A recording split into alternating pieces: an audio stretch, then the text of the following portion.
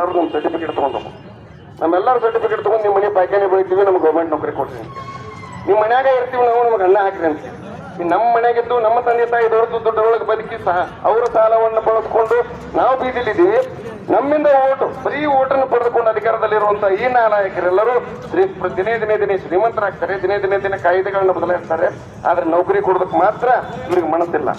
ಯಾಕಂದ್ರೆ ಇವ್ರ ಹತ್ರ ಯೋಗ್ಯತೆನೂ ಇಲ್ಲ. ನೀವು ಎಲ್ಲರೂ ನೌಕರಸ್ಥರಾಗ್ಬಿಟ್ರೆ ಶ್ರೀಮಂತರಾಗ್ಬಿಟ್ರೆ ಮತ್ತೆ ಇವರಿಗೆ ಊಟ ಹಾಕೋದಿಲ್ಲ ಅನ್ನೋ ಭಯ ಐತಿ. ಅದಕ್ಕೆ ಬಡತನವನ್ನು ನಿರ್ಮೂಲನೆ ಮಾಡುವ ವಿಚಾರದಲ್ಲಿ ರಾಜಕಾರಣಿಗಳು ಯಾವತ್ತಿದ್ರು ಒಂದು ಹೆಚ್ಚಿಗೆ ಹಿಂದೆನೇ ಇರ್ತಾರೆ. ನಮಗೆ ಉಚಿತವಾಗಿ ಅಕ್ಕಿ ಕೊಟ್ಟು ಬಿಡ್ತಾರೆ, ಅದೇ ನಮ್ಮ ಸೌಭಾಗ್ಯ ಅನ್ಕೋಬೇಕು. ನಾಡಿಗೆ ದುಡಿಮೆ ಕೊಡಪ್ಪ, ನಿನಗೆ ನಾನೇ ಅಕ್ಕಿ ಕೊಡ್ತೀನಿ, ನಿನಗೆ ನಾನೇ ಟ್ಯಾಕ್ಸ್ ಕೊಡ್ತೀನಿ ಅಂತ ಅನ್ನೋ ಮಟ್ಟಕ್ಕೆ ನಾವು ಭಾರತೀಯರಿದ್ದೀವಿ, ಕನ್ನಡಿಗರಿದ್ದೀವಿ. ಆದ ಕಾರಣಕ್ಕೆ ರಾಜ್ಯ ಸರ್ಕಾರ ಈ ಮುಂಬರುವ ಚಳಿಗಾಲದ ಅಧಿವೇಶನದಲ್ಲಿ ಎಚ್ಚೆತ್ತುಕೊಳ್ಬೇಕು, ಅಧಿವೇಶನದಲ್ಲಿ ಚರ್ಚೆ ಮಾಡಬೇಕು, ನಿರ್ಣಯ ಕೈಗೊಳ್ಳಬೇಕು ಮತ್ತು 2,84,000 ಹುದ್ದೆಗಳನ್ನು ಏಕಕಾಲಕ್ಕೆ ತುಂಬಿಕೊಳ್ಳುವಂತ ಪ್ರಕ್ರಿಯೆಗೆ ಆರಂಭ ಮಾಡಬೇಕು. ಜೊತೆಗೆ ವಯೋಮಿತಿ ಸಡಿಲಿಕೆ ವಿಚಾರದಲ್ಲೂ ಕೂಡ ಇಲ್ಲಿ ಚರ್ಚೆ ಆಗಿತ್ತು.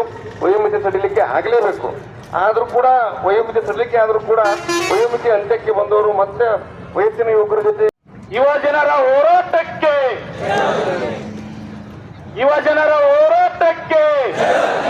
ಶೀಘ್ರ ನೇಮಕಾತಿಯನ್ನು ಮಾಡಿಕೊಳ್ಳದಿರತಕ್ಕಂಥ ಕೇಂದ್ರ ಮತ್ತು ರಾಜ್ಯ ಸರ್ಕಾರಗಳಿಗೆ, ಯುವ ಜನರನ್ನ ಬೀದಿಗೆ ತಳ್ಳಿರ್ತಕ್ಕಂಥ ಕೇಂದ್ರ ಮತ್ತು ರಾಜ್ಯ ಸರ್ಕಾರಗಳಿಗೆ,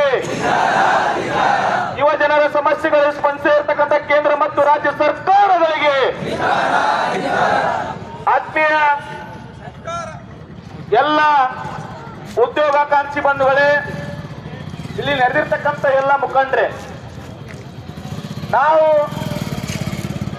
ಕೇಂದ್ರ ಮತ್ತು ರಾಜ್ಯ ಸರ್ಕಾರಗಳ ಅಡಿಯಲ್ಲಿ ಖಾಲಿ ಇರ್ತಕ್ಕಂಥ ಹುದ್ದೆಗಳನ್ನ ನೇಮಕಾತಿಯನ್ನ ಮಾಡ್ಕೋಬೇಕು ನೀವಂತೇಳಿ ಆಗ್ರಹಿಸಿ ಇವತ್ತು ಜಮಖಂಡಿಯ ಉಪವಿಭಾಗಾಧಿಕಾರಿ ಕಚೇರಿ ಮುಂದೆ ನಾವು ಪ್ರತಿಭಟನೆ ಮಾಡ್ತಾ ಇದ್ವಿ.